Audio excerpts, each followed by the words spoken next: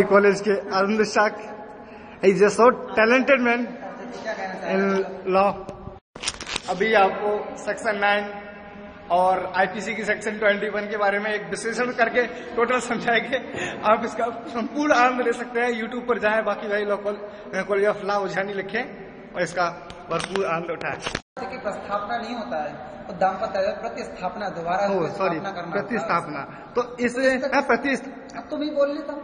इसी आप ये बताएं, इसी मतलब जो आप बता रहे हैं प्रस्थापना, तो इसकी क्या कंडीशन है, ये किस तरह से लागू होता है और इसका मतलब आरोपी को तथा मतलब वाद और प्रतिवादी को क्या लाभ मिलता है? कंडीशन अलग अलग होती है। जैसे कि होता है कि मान लीजिए अगर किसी की मिसेज किसी को किसी कारणवश से नहीं आती, छोड़ करके चली जाती है, तो या तो पहले तो वो राजी से जाता है, अगर वो नहीं आती तो सेक्शन 9 का मुकदमा करके अपनी पत्नी को वापस बुला ला सकता है।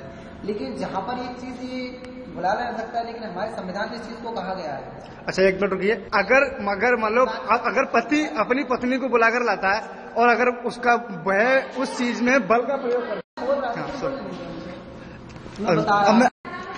जैसा कि आपने बताया सेक्शन 9 में अगर पति चाहे तो बलपूर्वक अपनी पत्नी को उठाकर ला सकता है? नहीं ला सकता है। क्यों? या तो वो सेक्शन 9 का मुकदमा करेगा तब लाकर वो पुलिस के जरिए ला सकता है, जबरदस्ती नहीं ला सकता। क्योंकि यदि वो जबरदस्ती ला कर सकता है तो लाता है तो उस पर अपहरण का मुकदमा लगेगा। लेकिन पत्नी तो 9 सेक्शन के लिए दोषी, वो उसे छोड़कर जा चुकी है।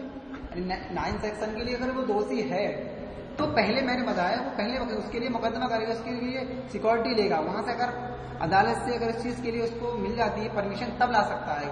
वो भी जबरदस्ती उठा करके नहीं, ना जबरदस्ती पकड़ करके, वो भी जरिए से आएगी, कानून के फायदे से आएगी। और इस चीज को एक बार जहाँ इस चीज को दिया गया है कि सेक्शन 9 का मुकदमा कर सकता है, वहाँ हमारे संविधान में ये दिया गया है कि प्रत्येक व्यक्ति समान है। आर्टिकल 14 ये कहता है। ठीक है। लेकिन अगर उसकी प्राण देगी स्वतंत्रता और समानता का अधिकार, जीने का अधिकार, उसके सभी अधिकारों का हनन होता है। तो मैं कहने का मतलब ये है कि सेक्शन 9 है, ये असंवैधानिक है।